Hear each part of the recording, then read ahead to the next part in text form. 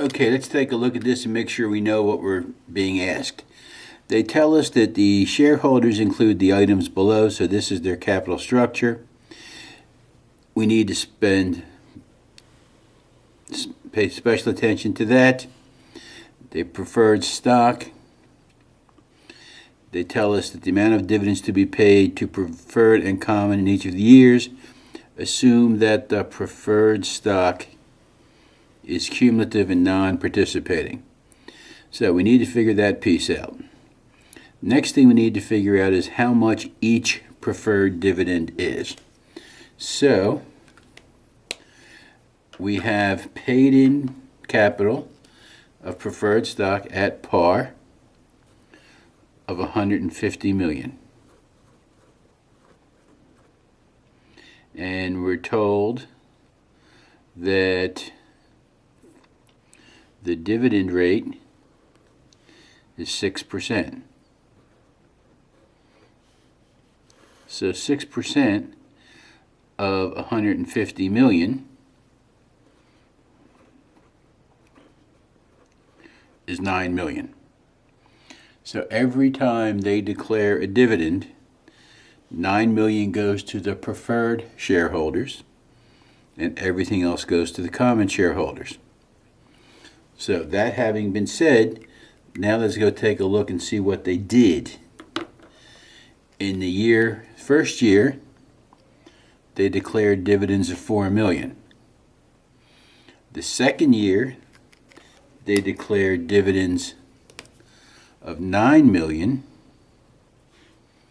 And the third year, they declared dividends of $120 million. So, let's take a look at this. So, year one,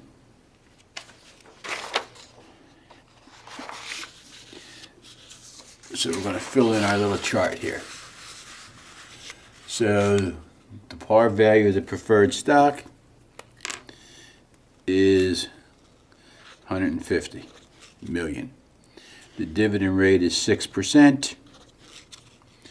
The annual preferred dividend, therefore, is $9 million. So, year one, they declared $4 million. So that's the total dividend paid was $4 million.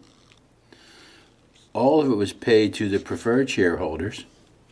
None of it was paid to the common shareholders.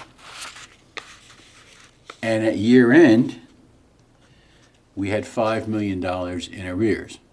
So at the end of the year, we paid $4 million dividend, but we owe them $5 million because we declare their annual dividend. If we declare a dividend, if it's 9, we declared 4, we owe them 5.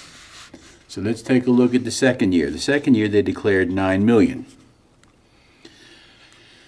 So again, we have to take a look at, they declared $9 million. Every dividend is $9 million. So if there were no arrearages, they'd be right on target. But there are arrearages. There's still $5 million in arrearages. So all of that goes to preferred, because at this point they're entitled to $14 million, the 9 from this year and the 5 from last year. So all of it goes to preferred, none of it goes to common, and we still have 5 at year end. Now, the next year they declare $120 million. This is going to be a good year for the common shareholders. So we owe these guys their 9 plus the 5 from last year. So they get $14 million. So the total cash dividend paid is $120 million. These guys get 14. The $106 million goes to the common, and there are no dividends in arrears at the end. So it's just simply a matter of making sure you know what information you're given and then just sort of walking through it, okay? So $4 million means we owe them 5. The next year we declare a dividend exactly equal to what the preferred dividend is, but we still owed them 5, so the total dividend to them should have been 14. We only had 9, so they got it all. Nothing went to the common shareholders. We still had those arrearages. Technically, they're new arrearages. In the world of accounting, we actually paid that 5, and this is a new 5. I don't see the difference. It's a distinction without a difference. This following year, we declared a dividend of $120 million. We've paid off our arrearages to our preferred shareholders, and the rest goes to common shareholders.